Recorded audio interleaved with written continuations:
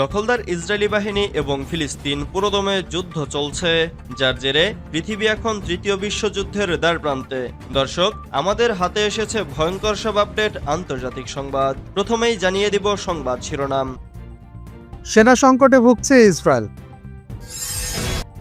গাজায় ব্যাপক হামলা, কয়েক ঘন্টায় প্রাণ হারালেন 140 ফিলিস্তিনি। মোসাদ গোয়েন্দার ফাঁসি 60 বছর পর। গাজায় ঢুকবে ন্যূনতম খাদ্য, অনুমতি দিল ইসরায়েল। কাশ্মীরে সীমান্তের কাছে সেনা চৌকিতে গুলিতে ভারতীয় সৈন্য নিহত। পানি বন্ধে সাহস যেন কেউ না করে, ভারতকে হুঁশিয়ারি পাকিস্তানের। পাকিস্তানে পাল্টা হামলায় ভারত হারালো 10,000-এর বেশি ঘরবাড়ি। এবং পশ্চিমবঙ্গে পাকিস্তানের পতাকা বেচাকেনায় কড়া নজরদারির নির্দেশ। সেনা সংকটে ভুগছে ইসরায়েল। ইসরায়েলি গণমাধ্যমের একটি প্রতিবেদনে প্রকাশ করা হয়েছে যে অবরুদ্ধ গাজা উপত্যকায় টানা আক্রমণের মধ্যে ক্রমবর্ধমান জনবল ঘাটতির কারণে দেশটির সেনাবাহিনী পোস্ট ট্রমাটিক স্ট্রেস ডিসঅর্ডার রোগে আক্রান্ত সৈন্যদের প্রত্যাহার করতে বাধ্য হয়েছে। হারেজ্য সংবাদপত্রটি কর্মী ঘাটতি এবং সক্রিয় সৈন্যের স্তর বজায় রাখতে ক্রমবর্ধমান অসুবিধা নিয়ে অভ্যন্তরীণ সামরিক উদ্বেগের কথা উল্লেখ করেছে, বিশেষ করে গাজায় দীর্ঘস্থায়ী আক্রমণের মধ্যে। সংবাদপত্রটি আরও বলেছে, ইসরায়েলি সেনাবাহিনী ট্রমা এবং অন্যান্য মানসিক সমস্যায় ভুগছেন এবং রিজার্ভ সৈন্যদের তালিকাভুক্ত করা শুরু করেছে।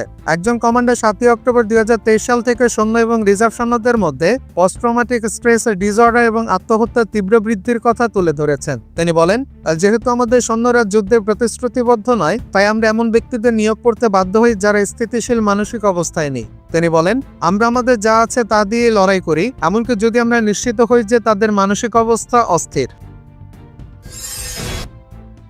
গাজায় ব্যাপক হামলা, কয়েক ঘন্টায় প্রাণ হারালেন 140 ফিলিস্তিনি। ফিলিস্তিনে অবরুদ্ধ গাজা উপত্যকায় ব্যাপক হামলা চালাচ্ছে দখলদার ইসরায়েল।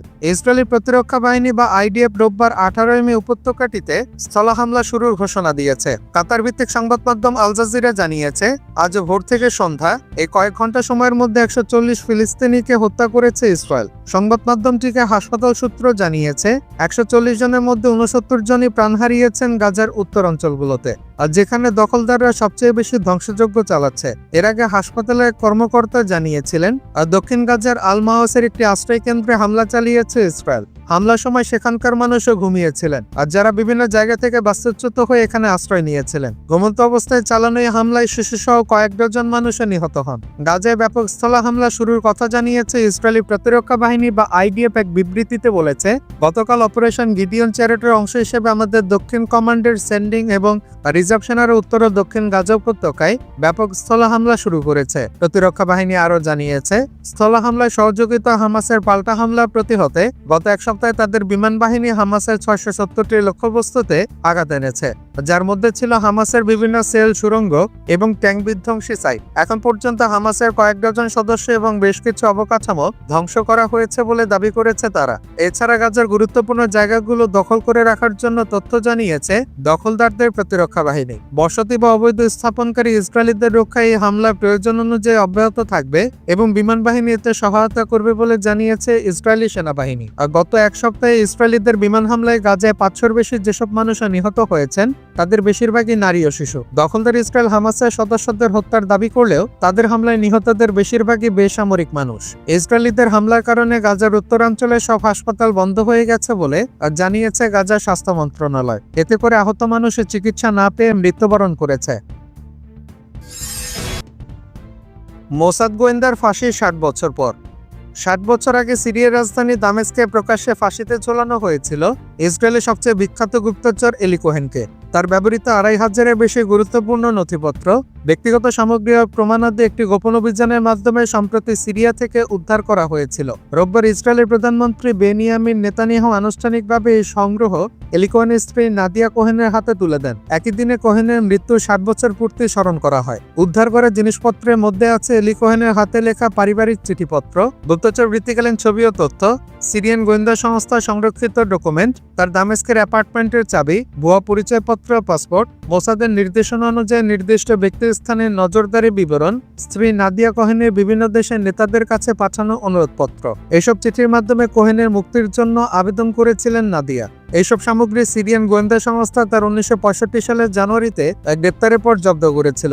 এতদিন সেগুলো সংরক্ষিত ছিল গোপন সুরক্ষিত ভল্টে। এলি কোহেন ছিলেন মোসাদের অন্যতম সেরা গোয়েন্দা। 1960-এর দশকের শুরুতে তিনি সিরিয়ার রাজনৈতিক ও সামরিক মহলে গভীরভাবে অনুপ্রবেশ করে সিরিয়ার প্রতিরক্ষা মন্ত্রীর ঘনিষ্ঠ উপদেষ্টা হিসেবে আত্মপ্রকাশ করেন। 1965 সালে তিনি ইসরায়েলে গোপন তথ্য পাঠানোর সময় ধরা পড়েন এবং সিরিয়ার একটি জনাকীর্ণ স্কোয়ারে 18 মে ফাঁসিতে ঝোলানো হয়। কোহেনের সংগ্রহ করা গোপন তথ্য ইসরায়েলকে 1967 সালে আরব ইসরায়েল যুদ্ধে বড় ধরনের কৌশলগত সুবিধা দিয়েছিল। এখনো পর্যন্ত তার মৃতদেহ ফেরত পায়নি ইসরায়েল, তবে তাকে জাতীয় বীরের মর্যাদা দেওয়া হয়। জেরুজালেমের নাদিয়া কোহেনের সাথে সাক্ষাতে প্রধানমন্ত্রী নেতানিয়াহু বলেন, মোসাদ এবং রাষ্ট্র হিসেবে ইসরায়েল একটি বিশেষ অভিযান পরিচালনা করেছে এসব জিনিস ফিরিয়ে আনতে। এটি সিরিয়ান গোয়েন্দা সংস্থার নিরাপদ ভল্টে 60 বছর পর সংরক্ষিত ছিল। এই সাক্ষাতে নাদিয়া বলেন, সবচেয়ে গুরুত্বপূর্ণ হচ্ছে এলির দেহ ফিরিয়ে আনা। জবাবে নেতানিয়াহু জানান, ইসরায়েল এখনো কোহেনের মৃতদেহ ফিরিয়ে আনার চেষ্টা চালিয়ে যাচ্ছে। তিনি আরো বলেন, এলি একজন জীবন্ত কিংবদন্তি। ইসরায়েল গোয়েন্দা ইতিহাসে এমন আর কেউ ছিল না। তিনি ছিলেন আমাদের শ্রেষ্ঠতম এজেন্ট। 2019 সালে এলি কোহেনের জীবন নিয়ে তৈরি হয় নেটফ্লিক্সের 6 পর্বের সিরিজ দ্য স্পাই। এতে তার চরিত্রে অভিনয় করেন সাচা ব্যারন কোহেন। এই ঘটনাকে ঘিরে ইসরায়েলি জনগণ এবং গোয়েন্দা মহলে আবারও এলি কোহেনের বীরত্ব এবং আত্মত্যাগ স্মরণ করা হচ্ছে। গাজায় ঢুকবে ন্যূনতম খাদ্য, অনুমতি দিল ইসরায়েল।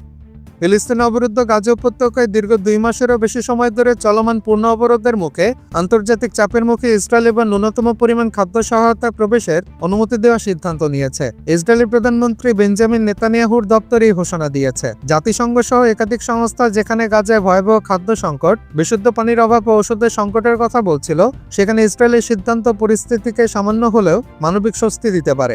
ইসরায়েলি সেনাবাহিনীর সুপারিশে সোমবার 19 মে প্রধানমন্ত্রী নেতানিয়াহুর কার্যালয় জানায়, তারা গাজা উপত্যকায় সাধারণ জনগণের জন্য ক্ষুধা সংকট যাতে না দেখা দেয় সে লক্ষ্যে একটি মৌলিক পরিমাণ খাদ্য প্রবেশের অনুমোদন দেবে। 2024 সালের 2 মার্চ থেকে গাজা উপত্যকায় কঠোর অবরোধ জারি ছিল, যার উদ্দেশ্য ছিল হামাসকে কূটনৈতিক চাপের মুখে ফেলা। তবে এই পদক্ষেপে গাজার সাধারণ জনগণ চরম মানবিক সংকটে পড়ে। নেতানিয়াহুর দপ্তর আরও জানায়, গাজায় নতুন সামরিক অভিযানের সময় কোনো ধরনের ক্ষুধা সংকট যেন না বাধে সেটি নিশ্চিত করতে এই সিদ্ধান্ত নেওয়া হয়েছে। নেতানিয়াহুর দপ্তরের বিবৃতিতে আরও বলা হয়েছে, ইসরায়েল এমনভাবে মানবিক সহায়তা পৌঁছাতে চাইছে যাতে হামাস এই সহায়তা জবরদখল করতে না পারে। যদি আগে ইসরায়েল জানিয়েছিল, অবরোধ আরোপের মূল উদ্দেশ্য ছিল হামাসকে চাপ প্রয়োগের মাধ্যমে নির্দিষ্ট শর্তে রাজি করানো। কিন্তু গত 2 মাসে জাতিসংঘ ও অন্যান্য আন্তর্জাতিক সংস্থা ক্রমাগতভাবে হুঁশিয়ারি দিয়ে আসছিল যে গাজায় খাদ্য, বিশুদ্ধ পানি, জ্বালানি এবং চিকিৎসা সামগ্রীর চরম সংকট তৈরি হয়েছে। এই অবরোধ বিশ্বজুড়ে তীব্র সমালোচনার জন্ম দেয় এবং মধ্যপ্রাচ্য জুড়ে উত্তেজনা আরও বাড়িয়ে তোলে।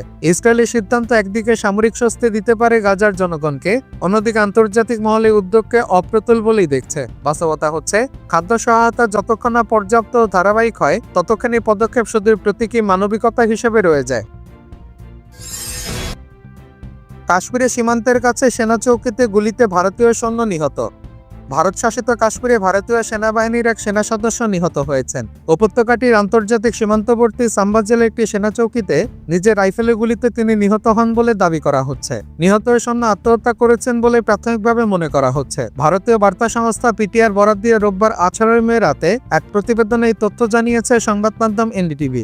সংবাদ মাধ্যমটি বলছে, জম্মু ও কাশ্মীরের সাম্বা জেলার আন্তর্জাতিক সীমান্ত সংলগ্ন একটি সেনা চৌকিতে নিজের সার্ভিস রাইফেলের গুলিতে এক সেনা সদস্য মারা গেছেন। ভারতীয় সেনাবাহিনীর পক্ষ থেকে জানানো হয়েছে, রোববার বিকেলে এই ঘটনাটি ঘটে। মারা যাওয়া সেনার বয়স 28 বছর এবং তিনি তেলেঙ্গানা রাজ্যের বাসিন্দা ছিলেন। নিহত হওয়ার সময় তিনি সাম্বা জেলার বর্ডার আউটপোস্টে সরজে প্রহরার দায়িত্বে ছিলেন। সেখানে হঠাৎ করে তার রাইফেল থেকে গুলি ছুটে গিয়ে ঘটনাস্থলে তার মৃত্যু হয়। প্রাথমিক তদন্তে ধারণা করা হচ্ছে এটি আত্মহত্যার ঘটনা। তবে কেন তিনি এমন চরম সিদ্ধান্ত নিলেন তা তাৎক্ষণিকভাবে জানা যায়নি। পুলিশের বিষয়ে তদন্ত কার্যক্রম শুরু করেছে। বিস্তারিত তথ্য এখনও তদন্তাধীন। প্রসঙ্গত, ভারতের প্রতিরক্ষা বাহিনীর মধ্যে মানসিক চাপ আত্মহত্যার ঘটনা সাম্প্রতিক বছরগুলোতে উদ্বেগজনক হারে বেড়েছে। বিশেষ করে সীমান্তবর্তী এলাকায় দীর্ঘ সময় ধরে কঠোর ডিউটির কারণে অনেকে মানসিক অবসাদে ভোগেন বলে অভিমত দিয়েছেন বিশেষজ্ঞরা। পানি বন্ধের সাহসের যেন কেউ না করে, ভারতকে হুঁশিয়ারি পাকিস্তানের। পাকিস্তানে পানি আটকানোর চেষ্টা করলে ভারতকে দীর্ঘমেয়াদে পরিণতি ভোগ করতে হবে বলে হুঁশিয়ারি দিয়েছেন দেশটির আন্তঃবাহিনী জনসংযোগ পরিদপ্তর বা আইএসপিআর এর মহাপরিচালক লেফটেন্যান্ট জেনারেল আহমেদ শরীফ চৌধুরী। সংবাদ মাধ্যমকে দেয়া সাক্ষাৎকারে আইএসপিআর প্রধান বলেন, আমি আশা করি সেই সময়টা যাতে না আসে, তবে সত্যি যদি সেরকম পরিস্থিতি তৈরি হয় বিশ্ব দেখবে এবং এই পরিণতি আমরা বছরের পর বছর ধরে লড়াই করব। কেউ যেন পাকিস্তানে পানি বন্ধ করার সাহস না করে। 24 কোটিরও বেশি মানুষের পানি কোনোভাবে বন্ধ করে রাখা যাবে না, হুঁশিয়ারি দিয়ে আহমেদ শরীফ চৌধুরী বলেন, পাকিস্তান সেনাবাহিনী একটি পেশাদার সশস্ত্র বাহিনী যারা তাদের প্রতিশ্রুতি মেনে চলে এবং রাজনৈতিক সরকারের নির্দেশাবলী এবং তাদের প্রতিশ্রুতির অক্ষরে অক্ষরে পালন করে। আর যুদ্ধবিরতি নিয়ে পাকিস্তানের অবস্থান প্রসঙ্গে আইএসপিআর প্রধান বলেন, পাকিস্তান সেনাবাহিনীর যুদ্ধবিরতি মেনে চলবে এবং উভয় পক্ষের মধ্যে যোগাযোগের ক্ষেত্রে আস্থা তৈরির ব্যবস্থা নেওয়া হয়েছে। যদিও তিনি যুদ্ধবিরতির মেয়াদ নিয়ে সরাসরি কোনো মন্তব্য করেননি। ভারত পাকিস্তানের যুদ্ধবিরতির বিষয়ে লেফটেন্যান্ট জেনারেল চৌধুরী আরটিআরবিকে দিয়ে এক সাক্ষাৎকারে বলেন, আমরা উদ্ধত জাতি নই, আমরা একটি সিরিয়াস জাতি, আমাদের প্রথম অগ্রাধিকার হলো শান্তি। তিনি আরো বলেন, মার্কিন যুক্তরাষ্ট্রের মতো বৃহৎ এবং বিচক্ষণ দেশ পাকিস্তানের জনগণের মনোভাব কি তারও ভালোভাবে বোঝে। ভারতের সঙ্গে যুদ্ধবিরতির বিষয়ে লেফটেন্যান্ট জেনারেল চৌধুরী কূটনীতিকদের অসাধারণ কাজের প্রশংসা করেন, যারা আন্তর্জাতিক সম্প্রদায়কে অত্যন্ত প্রজ্ঞার সাথে এবং অসাধারণভাবে সম্পৃক্ত করেছেন। গত মাসে কাশ্মীরে পহেলগামে বন্দুকধারী হামলার ঘটনায় ভারত পাকিস্তানকে দায়ী করে বেশ কিছুদিন পদক্ষেপ নেয়। তার মধ্যে রয়েছে 1960 সালে হওয়া সিন্ধু পানি চুক্তির পরে দুই দেশের পাল্টাপাল্টি পদক্ষেপের মধ্যে ভারত পাকিস্তানের সামরিক পদক্ষেপ শুরু করে। এরপর পাকিস্তান পাল্টা অভিযান চালালে সামরিক সংঘর্ষে জড়ায় দুই পারমাণবিক শক্তিধর ভারত পাকিস্তান। টানা 4 দিনে সংঘাত শেষে যুক্তরাষ্ট্রের মধ্যস্থতায় উভয় দেশ 10 মে যুদ্ধবিরতিতে পৌঁছায়। পাকিস্তানে পাল্টা হামলায় ভারত হারালো 10,000-এর বেশি ঘরবাড়ি। টানা কয়েকদিনের গোলাগুলি পাল্টা হামলার উত্তাপ শেষে আপাতত যুদ্ধবিরতির পর্যায়ে পৌঁছেছে ভারত ও পাকিস্তান। দুই দেশের সামরিক কর্মকর্তারা বর্তমানে নিয়মিত যোগাযোগ রেখে চলেছেন এবং যুদ্ধবিরতির সময়সীমা বাড়াচ্ছেন। তবে সাম্প্রতিক সংঘর্ষে সীমান্ত এলাকায় যে ভয়াবহ ক্ষয়ক্ষতি হয়েছে তা কাটিয়ে উঠতে বহু সময় লাগবে বলে আশঙ্কা করা হচ্ছে। পাকিস্তানের টানা হামলায় ভারতের সীমান্তবর্তী এলাকাগুলোর চেহারা একেবারে বদলে গেছে। কাশ্মীরের নিয়ন্ত্রণ রেখা বা এলওসি বরাবর বিস্তীর্ণ অঞ্চল জুড়ে বিধ্বস্ত হয়েছে শত শত গ্রাম। সোমবার 19 মে ভারতের পশ্চিমবঙ্গ ভিত্তিক প্রভাবশালী দৈনিক আনন্দবাজার পত্রিকার প্রকাশিত এক প্রতিবেদনে বলা হয়, অপারেশন সিন্দুর এবং তার পাল্টা পাকিস্তানি হামলায় 10,000-এরও বেশি বাড়িঘর ধ্বংস হয়ে গেছে। ঘরহারা হয়েছেন বহু পরিবার। সর্বাধিক ক্ষয়ক্ষতির শিকার হয়েছে জম্মুর পঞ্চ জেলা।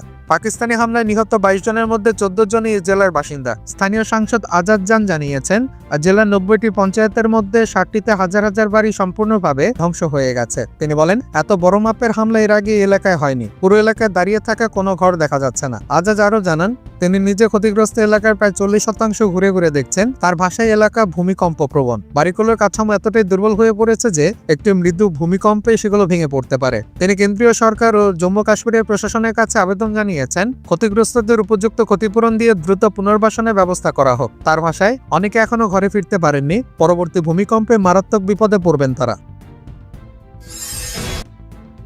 পশ্চিমবঙ্গে পাকিস্তানের পতাকা বেচাকেনায় করা নজরদারির নির্দেশ।